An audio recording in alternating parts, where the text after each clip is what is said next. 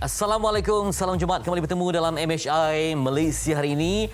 Warna merah jambu kami habarkan sebagai mukadimah untuk pagi ini. Saya Fitri Yahya. Saya Faria On. Tadi kita dah kongsikan. Adakah itu antara menu sarapan pagi anda? Nasi lemak dan juga sandwich. Jangan marah, Cik. Lapar. Lapar. Okey, baik. Memang makan pagi nasi ke? Saya tengok hari lah. Kadang-kadang kalau rasa macam nak makan nasi lemak tu, makanlah. Tapi kadang-kadang nak makan juga macam roti-roti.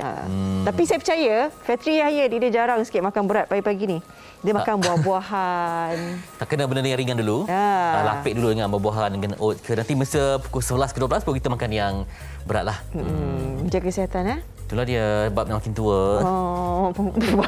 Baik, hari ini MHI akan bersama dengan anda dan akan bawakan sedikit perkongsian. Ini yang kita nak katakan bila kata kita menantikan macam mana bila tarikhnya untuk merentas negeri. Jadi ada juga perkabaran kerajaan mengusulkan bahawa harga sebelum kita rentas negeri kena buat swab test dulu Kendiri kan. Jadi swab test Kendiri itu katanya harga sekarang ni kalau kita beli dalam RM19.90 itu harga runcit. Maknanya harga burung RM16. Katanya nak diturunkan lagi harganya ni, Fitri. Ya, sebab melihat kepada jumlah ataupun volume yang balik kampung ni, bukan 1,002. Di Pantai Timur saja sehari diramalkan 190,000 sehari. Tu dia macam mana tu gambarannya. Jadi semuanya bergantung kepada banyak kendiri. Terutama kalau siapa yang memang aku tak naklah, biarlah.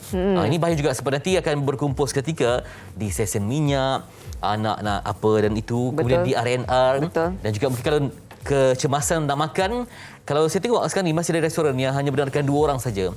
Sedangkan kalau ikutkan logiknya satu keluarga tu mungkin sampai 5-6 orang. Jadi memang kena rapat-rapat jugalah ya. Okey, situasinya macam tu. Jadi banyak bergantung kepada kepandaian kita untuk sesuaikan dengan situasi itu. Jadi harganya mungkin akan diturunkan sehingga RM9.90. Tapi sekarang ni kerajaan bagi masa juga tempoh untuk mereka yang menjual. Ini kan habiskan dulu stok yang ada dengan harga yang sebelum ini. Jadi masih lagi merancang bila agaknya harga yang akan diturunkan itu nanti. Baik, dan seterusnya nanti kita ada berkongsi kisah inspirasi kan. Ya, ada individu yang memang diuji dengan kehilangan, ada yang memang menjadi OKU tanpa bersedia, tanpa buat sebarang persiapan lah, memang tiba-tiba menjadi OKU, tetapi bukan alasan untuk terus bersedih. Sebaliknya dia mencipta kejayaan luar biasa, ada kebangkitan di sebalik kemalangan yang pernah berlaku dalam dirinya. Bila kita diuji satu perkara kan, tapi bila kita berjaya mengatasi ujian itu dan kita bangkit, sebenarnya aura itu sebenarnya akan menarik orang luar untuk dekat dengan kita. Berbeza dengan kita menghadapi ujian itu dengan keadaan bersedih, kadang-kadang orang pun macam tak nak menerima tu, macam dia punya tu lain, aura lain kan. Macam sekarang ni, ini antara pemuda berusia 24 tahun diuji kaki kirinya dipotong akibat kemalangan jalan raya. Nanti kita akan bersama dengan beliau seketika nanti untuk mengetahui lebih jelas bagaimana kebangkitan itu ada dalam diri beliau. Itu dia. Nanti tadi mungkin dah nampak sikit kami tadi berkongsi tentang menu. Dan kali ini masih lagi berteraskan kepada kentang. Apa yang boleh dibuat untuk kesihatan? Kali ini katanya yang uniknya, selalu kita dapat makan pizza kan kena pakai tepung. Tapi ini kentang ni uniknya, dia buat pizza bawah tu adalah kentang. Maknanya tak ada tepung lah bawah tu. Ini gambarannya yang dibuat oleh seseorang. Nanti siapa yang kreatif tu akan kita kongsikan nanti. Baik. Dan kita teruskan pengisian MHI pada pagi ini. Pagi ini biar kita berkongsi aura yang positif bersama kalian untuk penonton Malaysia. Mungkin tengah duduk makan nasi lemak tadi, makan sandwich tadi. Kita nak bersama dengan Muhammad Nur Alif Muhammad Tarmizam. Ini dia. Jejaka berusia 24 tahun mempunyai semangat yang sangat luar biasa untuk bangkit daripada ujian beliau. Baik, Nur Alif, Assalamualaikum. Hai, Waalaikumsalam. Selamat pagi. Selamat pagi. Dah sarapan ke? Sudah. Di Manjung ya? Ya, betul. Di kawasan mana tu?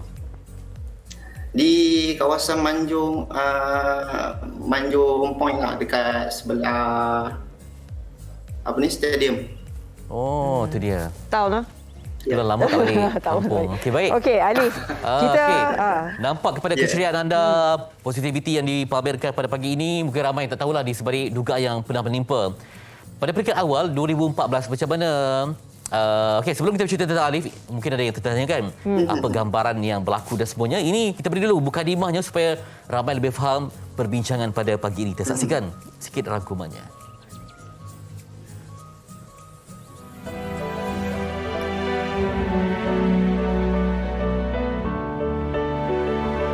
Hilang upaya, tidak mematahkan semangatnya, malah terus menjadi kekuatan untuk meneruskan kehidupan seperti dahulu. Ramadan 6 tahun lalu, tanpa diduga, ujian sebenar didatangkan. 2 minggu sebelum sambutan Hari Raya, Muhammad Alif Muhammad Tarmizam dimasukkan ke hospital akibat kemalangan jalan raya yang menyebabkan sebelah kaki kirinya terpaksa dipotong.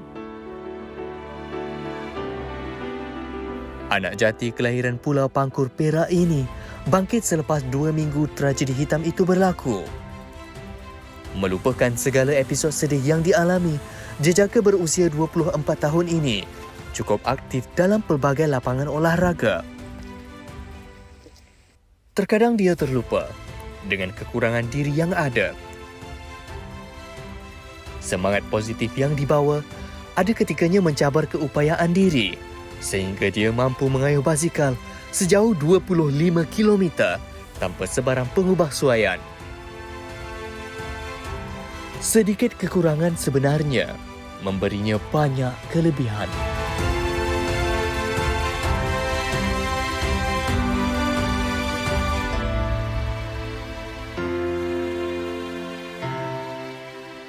Itu dia.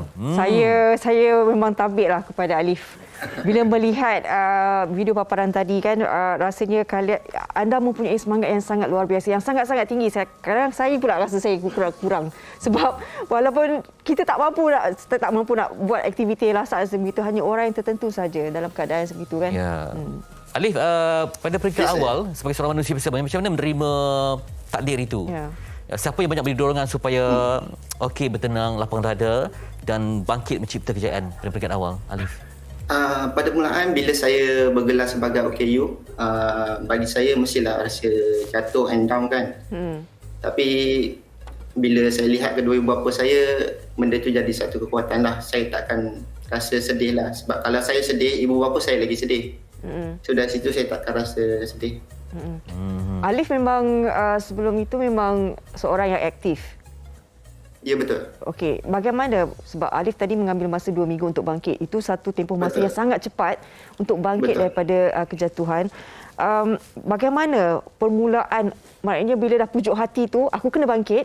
Apakah perkara pertama, aktiviti yang pertama yang Alif lakukan untuk terus kuatkan hati tu?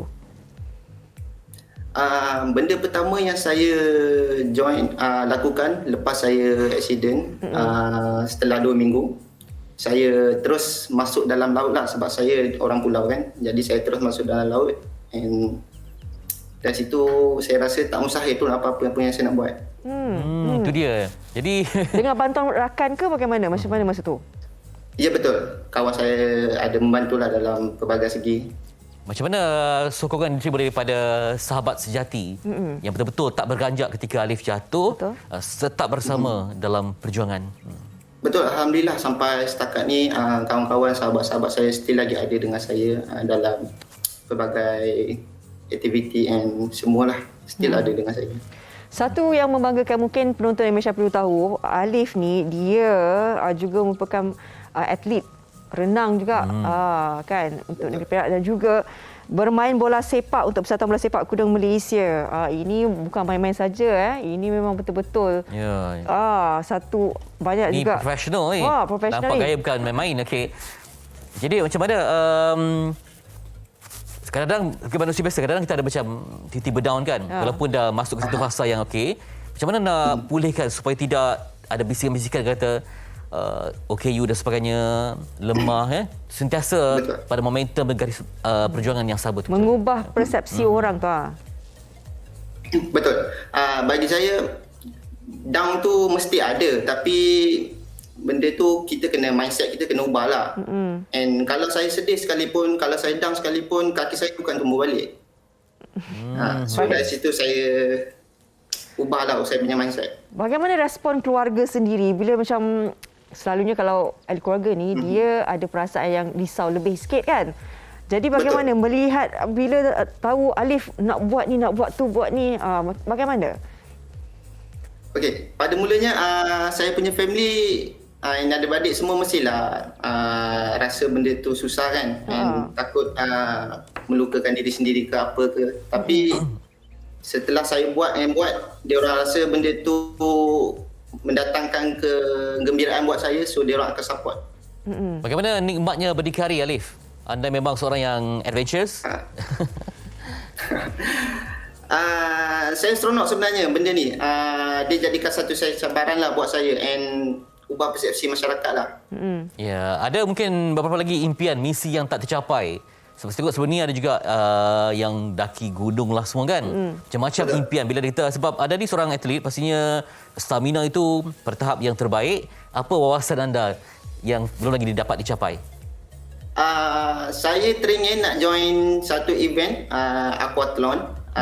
Dia 3 dalam 1, ada running, basikal and swimming lah. Sebab benda tu satu cabaran lah buat saya. Saya teringin sangat nak join benda tu. Tapi sampai sekarang saya tak diberi peluang lah benda tu. Jadi tak pernah jemur dengan air ke? Belum.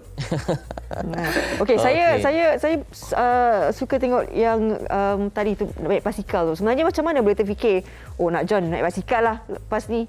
Macam mana kaedahnya, caranya, siapa yang membantu juga? Mula-mula saya pun rasa mustahil benda tu. Sebab sebelah kaki mana boleh kayu basikal kan. And saya pun dah cuba pelbagai cara dah. Tapi alhamdulillah saya buat benda tu dalam keadaan orang normal juga, seperti orang normal. And alhamdulillah sampai sekarang saya boleh kayuh seperti biasa. Paling jauh berapa dah? Berapa jauh kayuh? So far paling jauh 20 km lah. 20 Jauh tu. Kita orang pun tak kerti main basikal. Tapi ada juga rajin dokumentasi pergerakan anda supaya menjadi rujukan dan juga inspirasi untuk yang lain yang melihat. Betul. Di mana orang boleh melihat aktiviti anda? Mungkin video-video, ya.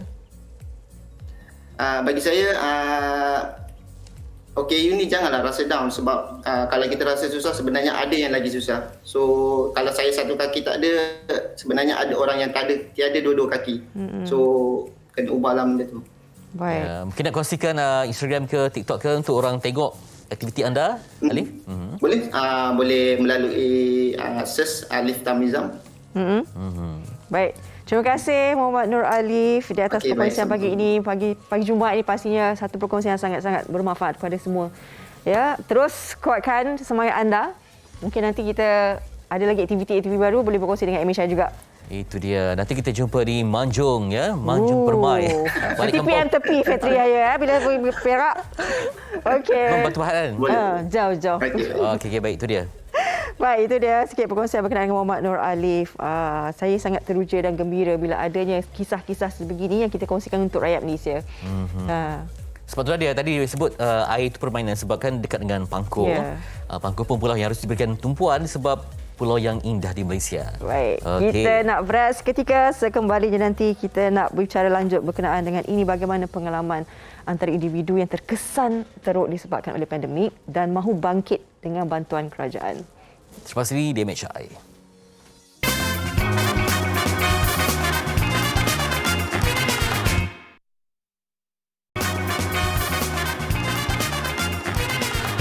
Baik, kembali dalam Malaysia hari ini. Kita teruskan perbincangan berkenaan dengan ini bagaimana kerajaan membantu rakyat kita yang terkesan disebabkan pandemik ini untuk bangkit, terutamanya untuk memulihkan ekonomi. Betul, ini umpama sinar baru untuk mereka yang terkesan yang dibuang kerja, yang nak mencari kembali struktur yang kuat untuk sumber pendapatan dan mencipta kejayaan. Baik, ini juga sempena dengan kita sedia hari bahawa di bawah raja Malaysia ke-12, Malaysia Makmur yang eksklusif dan bertemakan keluarga Malaysia yang pastinya memerlukan kepada menjana semula ekonomi antara yang dapat menjadi 4 matlamat utama. Malah fokus utama juga adalah untuk membasmi kemiskinan tegar dan merapatkan jurang pendapatan. Juga memberi bantuan dan membuka peluang untuk rakyat melakukan perniagaan. Ini antara tujuan utama lah semenjak RMK 12 dan kita tahu bahawa kita pun ada tagline kita, keluarga Malaysia. Jadi macam mana keluarga ni, kita tak naklah ahli keluarga kita yang lain tertinggal dan sebagainya kan, untuk kita meneruskan kelangsungan kehidupan ini. Jadi hari ini kita akan berbicara lebih lanjut berkenaan dengan bagaimana individu-individu ini mahu meneruskan kelangsungan hidup mereka. Yang terkesan disebabkan oleh pandemik, ada yang kena buang kerja kan, tapi berdikit-dikit untuk melaksanakan aktiviti kecil ni, berniaga, menjadi usahawan kecil untuk perniagaan mereka. Jadi kita nak bersama dengan skill baru di sepi ada platform lah. Kadang skill ada tapi platform tak ada, tak boleh juga. Tapi ini ada semuanya sekali sebagai hamparan yang cukup cantik. Nak bersama dengan pasangan suami isteri iaitu Anida Salwani Abdul Hadi dan Muhammad Aziz Gah. Assalamualaikum. Selamat pagi. Selamat pagi. Saya selalu tengok Instagram mereka ni. Pasangan yang sangat sweet. Okey. Anida Salwani. Sebelum ni kita tahu Anida berkejaya kan dengan media juga. Lantas sebelum tu terkesan juga sebab dia dah berhenti kerja dan sebagainya. Bagaimana melihat bila melalui cabaran getir kalian dalam fasa sebegini, apatah lagi dalam berdepan dengan pandemik ini? Okey, memang sesuatu yang tak dijangka lah bila suami ambil VSS voluntarily, dan saya waktu tu sangka saya akan nak terus makan gaji, tetapi syarikat ditutup secara mengejut. Memang sesuatu yang langsung tidak dijangka. Tapi alhamdulillah macam kita VSS ada dapat duit pampasan tu. Saya pun dibagikan dengan duit pampasan. Jadi kita kena gunakan dana tu sebaik mungkin lah untuk kelangsungan hidup tu kan. Jadi tu sebab kami berdua decide untuk join business. Sebab kita tak keluar, kita tak boleh nak start benda lain. So business adalah cara yang paling mudah dan cepat untuk kita cuba. Walaupun kami dah 40-an, bagi kami memang tak terlambat lah untuk start over. Memang tidak terlambat. Itu dia. Macam mana kesediaan untuk untuk reskilling tu, mempelajari satu yang baru. Kemudian ni bila bekerja ada tahap kesesaan ya. Bulan ada gaji, tapi kali ini betul-betul kena struggle. Apa strategi yang dibuat untuk membangunkan kemahiran, mencipta peluang baru, cari connection dan sebagainya? Ya, okey. Pertama kali pasal benda ni kan benda baru kan. Benda baru. So dari sekarang ni kita orang dah letak dalam mindset kepala kita start from zero. Jadi kita willing to belajar lah. Apa-apa saja, semua orang yang dalam industri ni kita anggap jadi guru kita lah. Kira lah you ni junior ke senior ke orang tua ke apa ke, kita anggap ini semua guru kita. Pasal kami pun ada juga join kelas, official kelas yang bayar, kelas online, buat marketing, buat apa tadi strategi lah, buat content lah. Macam-macam lah sekarang, semua dari rumah lah. Betul-betul work from home, kita dalam masa sama kita buat produk, lepas tu kita timba ilmu sikit-sikit lah. Banyak Encik Aziz buat bisnes sendiri dan Anida ada bisnes sendiri, maknanya bisnes yang berbeza kan. Bagaimana dalam keadaan pandemik ini kan, ada tak antara kalian ni yang mendapat bantuan daripada pihak kerajaan untuk meneruskan kelangsungan perniagaan dan kehidupan kalian lah, untuk bangkit sebenarnya? Ya, bantuan untuk yang peribadi itu adalah dia ada banyak bantuan. Betul. Kan? Cuma saya dapat satu saja yang grant khas prihatin tu. Alhamdulillah walaupun yang pertama saya tak dapat, tapi saya dapat yang second tu, GPP 2.0. Grant khas prihatin tu. Dengan bantuan tu lah sebenarnya dapat membantu sedikit sebanyak. Ya, itu sebenarnya satu segi moral je sebenarnya menambahkan semangat kita lah. Saya tahu ada orang nak bantu kan.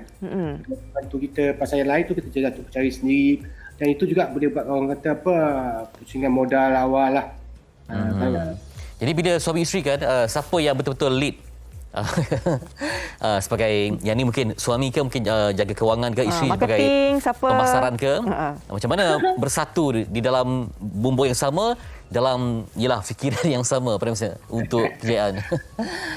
Actually the best way to do this is kita kena buat bersama. Macam kan siapa lead tu semua tak ada. Kalau saya tahu lebih, saya belajar lebih, saya share informasi tu, knowledge tu dengan suami. Bila suami dapat tahu anything yang berguna untuk saya, kami saling belajar. Contoh macam TikTok suami saya ni sangat terror TikTok tahu. Dia boleh buat marketing TikTok, dia boleh buat video-video yang macam alhamdulillah viral, mendapat perhatian tu semua. And dia memang kelebihan dia TikTok. Macam saya, kelebihan saya Instagram. Saya suka buat live, saya suka borak-borak dengan my followers tu semua. Walaupun followers kami tak besar, tapi kita gunakan apa yang ada sebagai peluang. Jadi yang penting mindset lah. Bagi saya macam kita mindset kita kena betul. Kita tak boleh ada limiting beliefs. Kita tak boleh rasa macam ini tak boleh, beralaskan tu akan memang jadi kekangan yang sangat besar. Jadi kami sama-sama support each other. Macam kalau I down,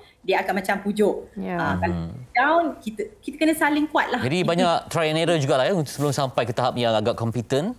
Betul? Ya, betul. Jadi ada tak pergi banyak habiskan juga peruntukan sejumlah wang untuk ke kelas dalam talian supaya dipermantapkan lagi kemahiran yang ada tu? Semestinya. Sebab itu semua adalah peluang. Kalau kita dapat kelas-kelas online yang baik dengan guru-guru bisnes yang sangat bagus kan, apa kata kita rebut je peluang tu, investlah sikit. Sebab investment kita yang mungkin RM100 atau RM50 tu pulangan dia berganda-ganda. Kita pula share dengan kita punya anak tim. Macam saya ada anak tim kan, kita share pula dengan diorang yang mungkin diorang tak kesempatan pergi kelas. So itu adalah pulangan daripada segi lubuk pahala pula. Sebab dunia dia akhirat. Betul. Maknanya kalau kita nak menjadi usahawan, nak menjadi peniaga ni, dalam bidang perniagaan ni, maknanya jangan tergopoh-gapah untuk memikirkan keuntungan je kan. Betul tak? Betul. Kena sabar, ambil masa dulu, ilmu tu kena banyak dulu. Baik, kita nak saksikan dahulu. Ini tips kewangan daripada pakar ataupun perunding kewangan ni. Dia kata bagaimana kita boleh manfaatkan bantuan-bantuan yang ada oleh pihak kerajaan untuk kita gunakan, terutamanya kepada peniaga kecil juga industri sederhana. Ini ilmu untuk kita bersama, kita dengarkan. Sepanjang pandemik COVID-19, kita dapat lihat ramai individu dan juga perniagaan yang terkesan. Ekoran itu, pihak kerajaan sentiasa menyalurkan bantuan kepada mereka ini untuk terus bertahan. Saya kini bersama dengan pakar kewangan, Encik Syamsuddin Kadir, bagi menjelaskan bagaimana bantuan-bantuan ini boleh dimanfaatkan. Assalamualaikum Encik Syamsuddin. Waalaikumsalam warahmatullahi wabarakatuh. Jadi sebenarnya bagaimana bantuan-bantuan ini boleh dimanfaatkan? Yang pertama untuk pengusaha kecil, terutama mikro ni, perkara pertama yang penting dia kena alert dengan bantuan-bantuan. Jadi apabila dapat duit itu, kita kena asingkan. Sebab duit masuk ke dalam akaun kita mungkin. Kalau masuk ke akaun kita ke apa, kita asingkan terus. Jangan samakan dengan duit pembelanjaan keluarga dengan yang kita dapat bantuan. Kebanyakan orang yang salahnya dia masuk sekali Jadi apabila kita asingkan dan gunakan dia, sama ada 2-3 lah. Kalau kita tak cukup modal untuk pusing macam masa terjejas hari tu, mungkin dah ada yang makan modal untuk beli barang-barang mentah dan sebagainya, terutama kalau berniaga gerai dan sebagainya. So boleh guna yang tu. Ataupun yang keduanya, kalau let's say duit untuk beli barang mentah ataupun pusing modal masih ada, gunakan untuk buat pemasaran. Tapi jangan guna sepenuhnya. Saya rasa duit tu dah kalau kita bagi dan asingkan, insya-Allah dia boleh diberi manfaatkan. Jangan campur dengan pembelanjaan harian keluarga. Kebanyakannya golongan M40 sudah pun turun kepada menjadi golongan B40. Bagaimana dengan bantuan yang ada ni? Golongan yang turun kepada B40 ni boleh bangkit semula menjadi golongan M40. Okey, salah satunya kita tengok M40 ni yang salah satu yang jatuh disebabkan gaji dipotong ataupun dibuang kerja. Salah seorang, maknanya kalau suami dulu suami yang isteri bekerja, so kategorinya memang M40 lah. kan dah seorang dah bekerja. Kalau isi rumah tu dah status macam tengok B40. Jadi yang seorang yang dapat bantuan ni boleh gunakan untuk tambah ilmu. Sekarang ni banyak benda yang kita dapat belajar online walaupun di rumah.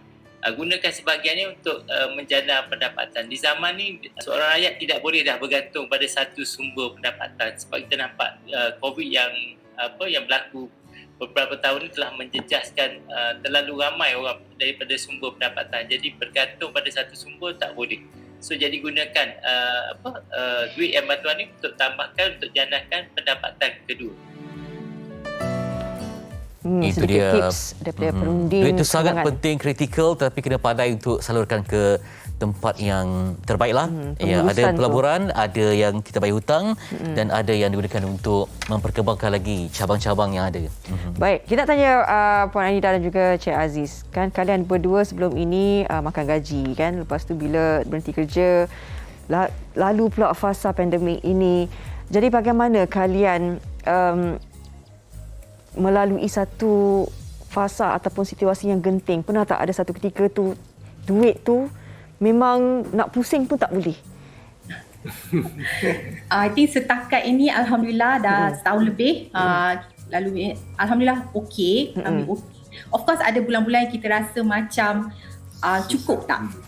Cukup tak moving forward? Sebab kita selalu plan 6 bulan ahead. You know, macam kita punya komitmen terbesar adalah loan rumah. So kita make sure loan rumah tu sentiasa boleh dibayar lah, utility bills tu semua. Jadi kami selalu discuss. I think bila kita selalu discuss, berbincang, telus dengan perbelanjaan isi rumah, kita akan tahu nak cari jalan untuk make sure benda tu cukup. Ya, cukup dan juga realistik ya. Betul. Dengan situasi semasa mungkin terpaksa mengurangkan perbelanjaan pada perkara yang tak perlu. Maksud duit tu betul-betul dicatum, dianalisis sebab situasi yang kritikal macam tu. Sangat setuju, sangat setuju. Bagaimana kalian nak bagi pemahaman juga kepada 4 orang anak kalian berkenaan dengan pengurusan kewangan sebegini, maknanya kehidupan pun dah berubah dan sebagainya kan? Ya, dia sebenarnya kami ada tradisi lah, setiap hari kita makan sekali kan, tidur sekali, solat jemaah sekali hari-hari, setiap hari. So itu adalah peluang terbaik untuk kami discuss, bincang dengan anak-anak apa jadi sekarang, macam mana kita boleh belanjaan, berapa banyak kita boleh, apa yang tak boleh, apa yang tak boleh, apa yang boleh. So benda tu hari-hari you cerita dengan dia akan faham. So ini ada satu kelebihan dia bila kita kerja dari rumah sekarang ni, kita ada banyak masa tau, quality time dengan family tu sangat banyak. So, bila saya rasa selama ni kita bukanlah kata tak ada masa dengan anak-anak. Ada tapi kurang. Ya, betul. Kita banyak masa di pejabat, di jam dekat highway lah, kan. Sekarang ni semua kerja dari rumah, banyak masa. Hari-hari kami bincang. Saya rasa anak-anak saya cukup faham lah. Cukup faham. Alhamdulillah. Rasanya bila kita buat cara tu dengan anak-anak, diorang lagi cepat faham dan diorang takkan demand benda-benda yang dia tahu di luar kami. Jadi maksudnya dalam rumah tu ada satu madrasah lah, pusat tarbiyah. InsyaAllah kami cuba. Masih belajar. Saya tengok ibu lebih pada pengetua yang lebih tegas. Mungkin Anida pun ada kata-kata mutiara untuk mereka yang mungkin melalui fasa yang sama juga seperti kalian. Okey. Bagi saya, pertama sekali, it's never too late. Umur kita berapa, kesusahan tu adalah hikmah. Allah uji kita untuk kita jadi orang yang lebih baik. Dia nak angkat darjat kita. Tu sebab kita kena bersyukur. Walaupun dia uji kita, jangan Allah lupakan kita. Itu lagi takut. Lepas tu kedua, kita tolak ego kita ke tepi. Bila kita dah zero knowledge, kita tak faham apa bidang ni, kita jangan ego dengan apa yang kita pernah ada dulu. Kita kena turunkan ego dan belajar dengan orang yang lagi tahu walaupun dia lagi muda daripada kita. Mindset kita kena betul. Itulah pesanan saya. Itu dia, mengubah mindset dan juga setiap sesuatu yang berlaku diterima dengan lapang dada, berdamai dengan takdir dan juga manfaatkan kualiti masa dengan keluarga. Disitulah pusat untuk melahirkan kecemerlangan dari dalam rumah, insya-Allah. Puan Anida dan Cik Aziz, selamat maju jaya, moga murah rezeki kalian, insya-Allah. Amin. Terima kasih banyak-banyak. Amin. Terima kasih di atas perkongsian ini juga. Maaf kepada semua untuk rakyat Malaysia juga. Baik. Kita akan berehat seketika, Haji. Nanti lepas ni banyak perkongsian tentang sedekah. Jumaat adalah sahabat bersedekah. Kalau betul, kalau yang mungkin tertengok kita punya bentuk muka ni, teringin air bandung, silakanlah. Terinspirasi dengan warna ini. Cuba sebelah sini. Random Random.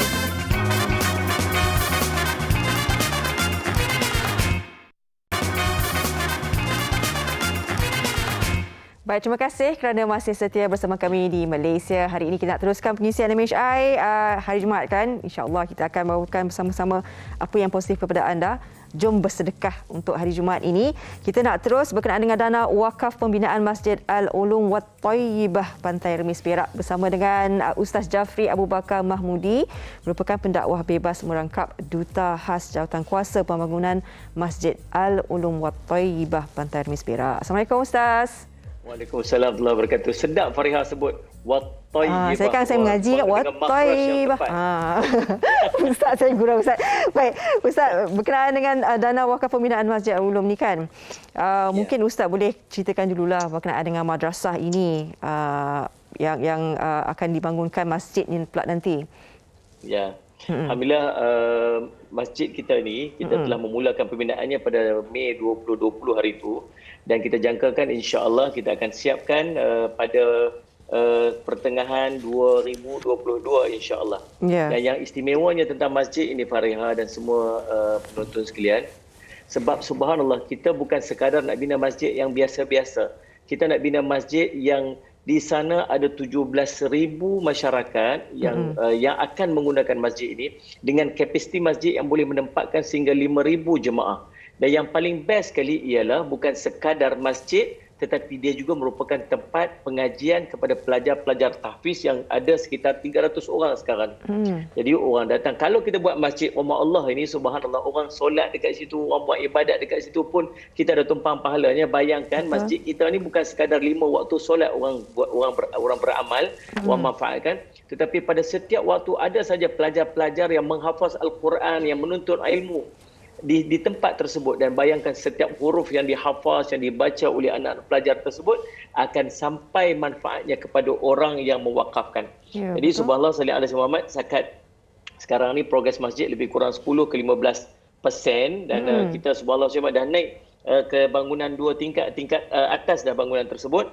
Dan Allahumma salli ala sayyidina Muhammad. Dan yang paling yang menarik lagi tentang masjid yang kita bangunkan ini, kita akan ada aktiviti solat berjemaah, pengajian dan aktiviti kemasyarakatan.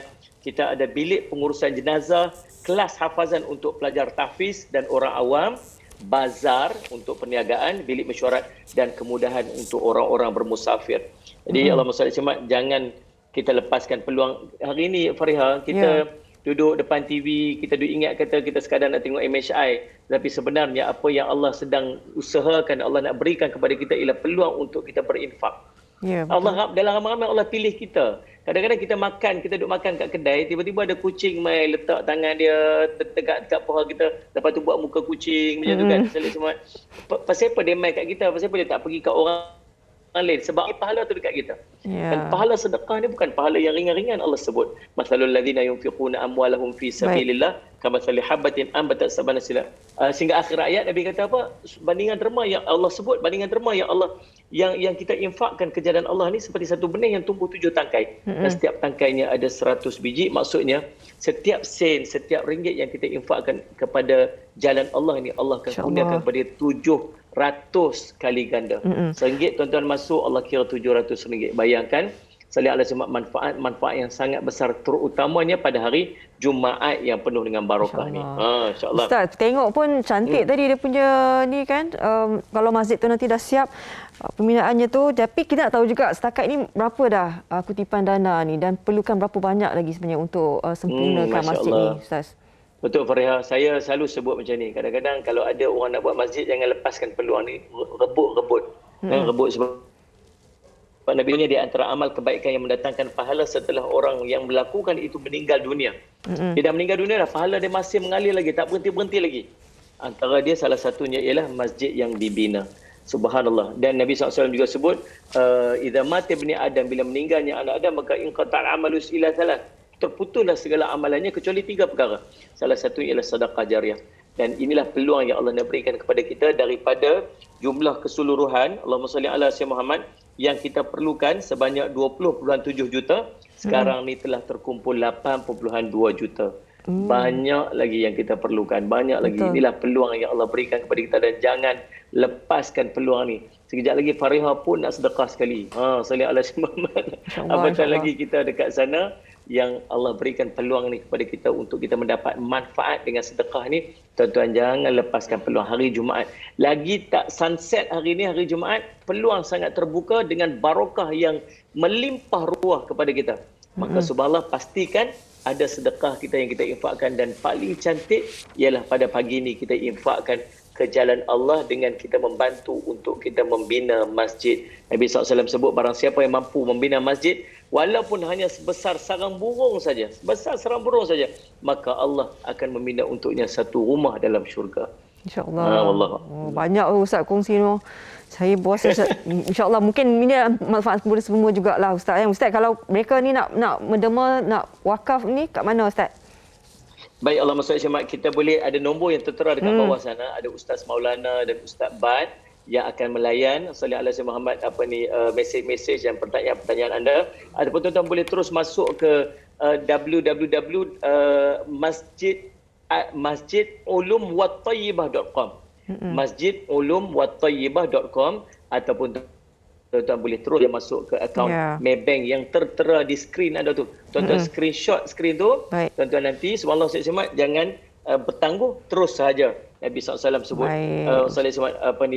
bersegeralah untuk kita melakukan kebaikan. Jangan tangguh-tangguh, insya-Allah boleh dapatkan maklumat. Dan sallallahu alaihi wasallam, mudah-mudahan Allah memberikan kebaikan. Allah, kita doakan kebaikan dunia akhirat kepada orang yang bersedekah, insya-Allah. Insya-Allah. Terima kasih banyak-banyak Ustaz Jafri Abu Bakar Mahmudi di atas perkongsian ini. Insya-Allah rakyat Malaysia ni semua pemurah orangnya. Baik, itu dia berkenaan dengan dana wakaf pembinaan Masjid Al-Ulum Wattayyibah Pantai Remis Perak. Ni kampung Fatri ni, Pantai Remis ni. Itulah dia, nak balik sekarang juga. Fatri, awak nanti boleh nanti sampai dah siap, nanti boleh kita solat sama-sama kat sana. Bila dah ada rentas negeri lah. Moga berubah wajah lah Pantai Remis dengan adanya masjid yang terindah ini selepas Masjid An-Nawawi dan juga Masjid Al-Aliyah.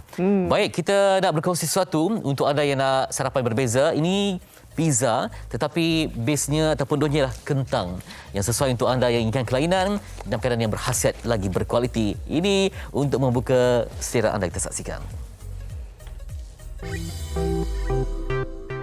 Tahukah anda, sebiji kentang mengandungi pelbagai jenis nutrisi yang baik untuk kesihatan.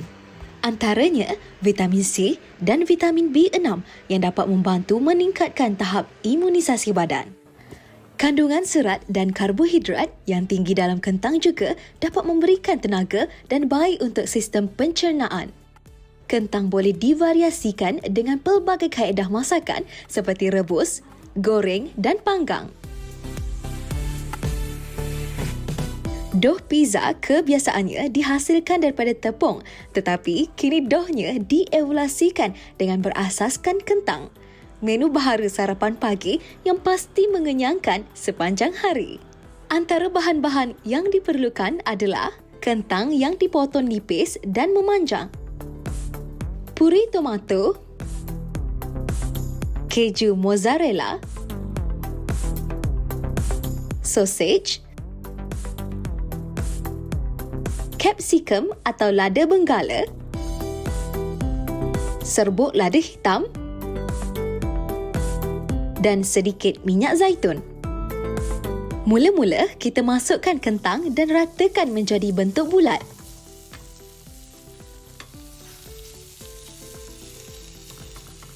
Biarkan 2 minit, kemudian terbalikkan kentang. Sapukan puri tomato di atas kentang. Kemudian taburkan keju mozzarella, sausage dan capsicum. Boleh juga pelbagaikan bahan lain untuk topping pizza. Bila dah letak ke semua topping, tutup kuali dan biarkan sebentar. Pastikan api perlahan tau. Pizza kentang kita dah pun siap, sedia untuk dihidang.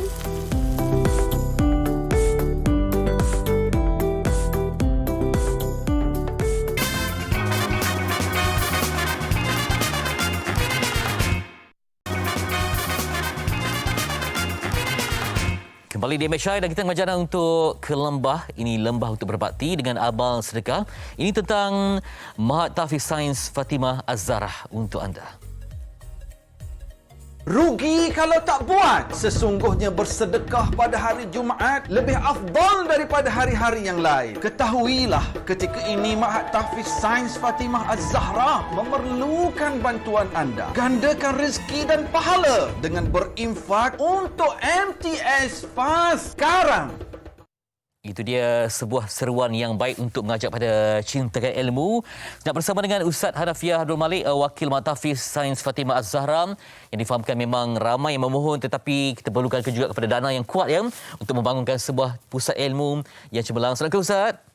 Waalaikumsalam warahmatullahi wabarakatuh. Fikri sihat? Alhamdulillah Ustaz. Baik, kita pun dah masuk ke satu bulan yang cukup indah untuk mengenang Rasulullah. Pastinya sebut tentang Rasulullah SAW ni, teringat tentang akan bagi dia sendiri memuliakan ilmu sebagai makanan kepada kehidupan. Mungkin Ustaz dapat penjelaskan untuk merangsang kita cintakan ilmu sepanjang hayat. Silakan Ustaz. Subhanallah. Semulia-mulia hari Jumaat. Semulia-mulia Nabi Muhammad. Moga-moga kita perbanyakkan selawat, mudah-mudahan hidup kita berkat. Dan bila kita sebut tentang bagaimana Rasulullah SAW yang dilahirkan dalam bulan Rabiul Awal, dia sangat ada satu sunnah yang amat penting.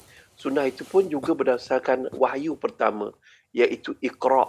Dan Iqra' ni melambangkan ilmu. Dan Rasulullah SAW sangat meraihkan orang yang menyampaikan ilmu dan juga orang yang menuntut ilmu. Sehingga perbandingan Rasulullah SAW dengan orang yang menuntut ilmu itu seperti Rasulullah sendiri dengan orang yang paling rendah martabatnya di sisi masyarakat ketika itu. Bayangkan betapa pentingnya ilmu. Sebab tu Mahat Tahfiz Sains Fatimah Az-Zahrah cuba sedaya upaya untuk membangun tradisi dan tamadun juga kecemerlangan ilmu. Wallahu a'lam.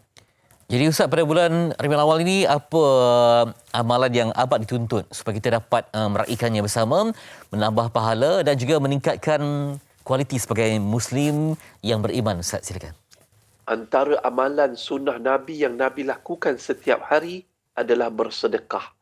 Kerana sedekah adalah jalan paling mudah untuk ke syurga. Dia tidak perlu mengambil wuduk, tidak perlu menghadap kiblat, tak perlu buat apa-apa. Cuma dia perlu hati yang ikhlas dan kemudiannya tidak mengungkit. Masya Allah. Tuan-tuan dan perempuan muslimin dan muslimat, Rasulullah SAW beritahu, Nabi Muhammad SAW ni dia suka bersedekah. Dan sedekah ini boleh memadamkan dosa seperti air memadamkan api.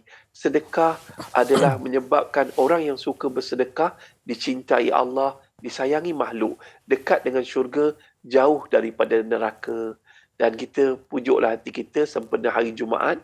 Sedekah hari Jumaat ni juga dia punya fadilat seumpama bersedekah dalam bulan Ramadan.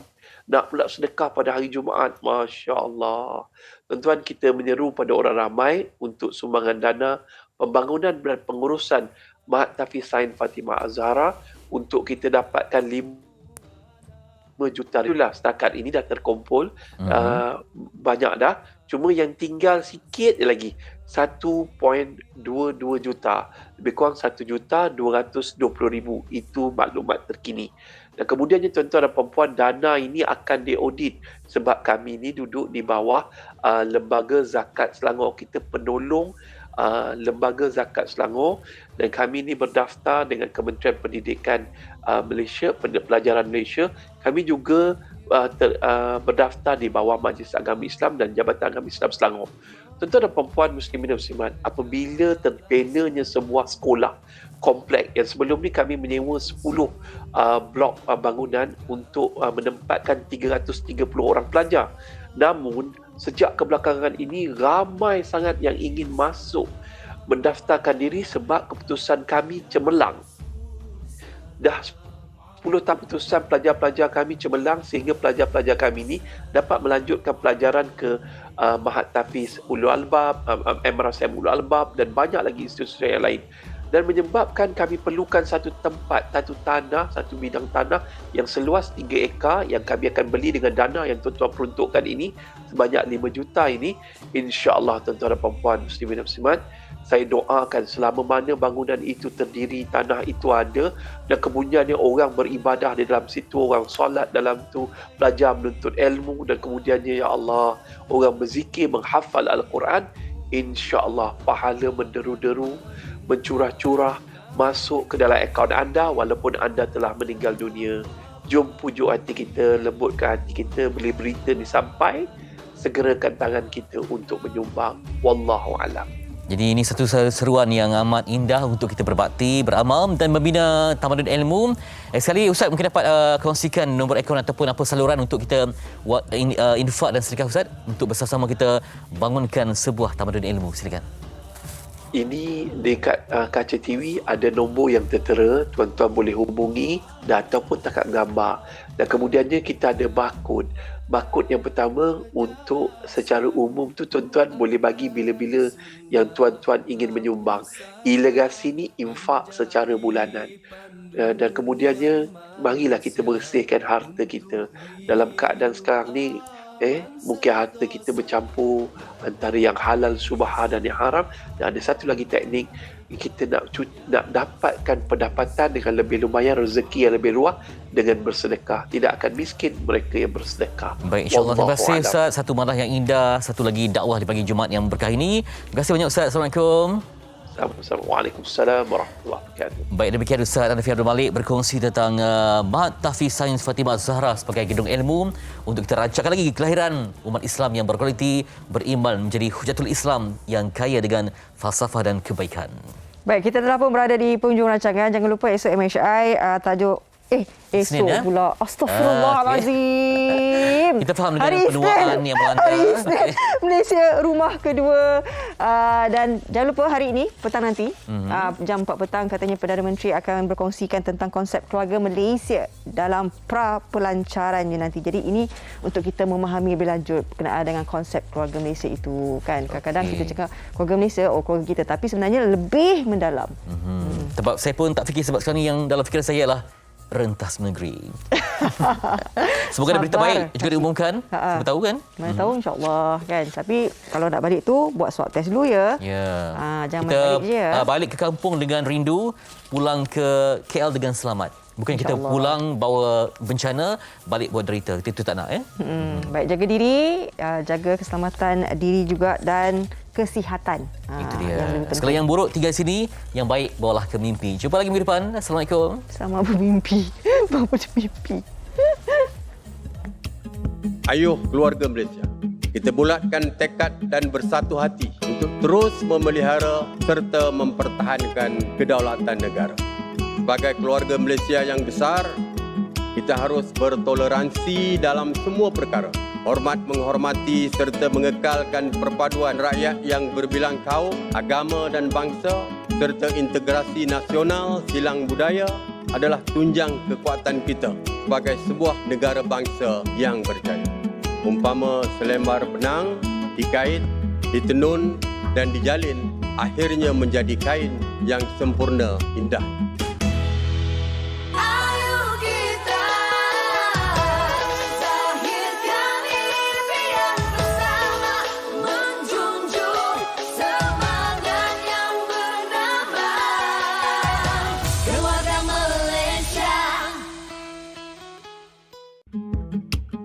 Ayuh keluarga Malaysia, kita bulatkan tekad dan bersatu hati untuk terus memelihara serta mempertahankan kedaulatan negara. Sebagai keluarga Malaysia yang besar, kita harus bertoleransi dalam semua perkara. Hormat menghormati serta mengekalkan perpaduan rakyat yang berbilang kaum, agama dan bangsa serta integrasi nasional silang budaya adalah tunjang kekuatan kita sebagai sebuah negara bangsa yang berjaya. Umpama selembar benang dikait, ditenun dan dijalin, akhirnya menjadi kain yang sempurna indah.